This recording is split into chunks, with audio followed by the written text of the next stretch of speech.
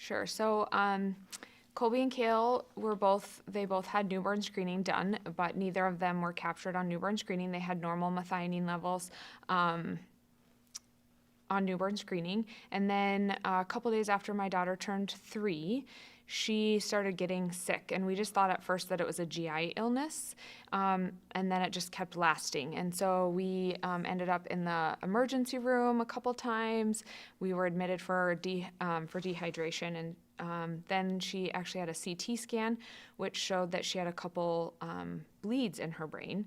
And they couldn't explain that. So then we went to an MRI. So this was over a span of about 2 weeks. When they got the MRI done, then someone came into the room where we were waiting for my daughter to wake up from the sedation. And our pediatrician told us that she had a very large blood clot in her brain.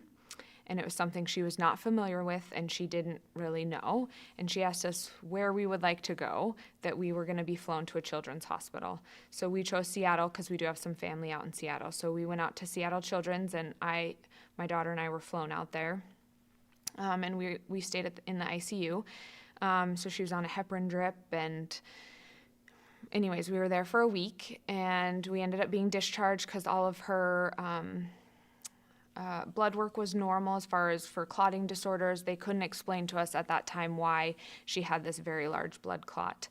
So then after we were discharged, then we were asked to follow up with Seattle Children's, which we did like a month later. They did further lab work, which is when they checked the homocysteine level. And it was like in the 300s. So then we were in Seattle for a whole week doing other tests. And so we saw a geneticist at that time and got the diagnosis of homocystinuria. And then it was about a month later that we got my son in and he was checked and he also had homocystinuria.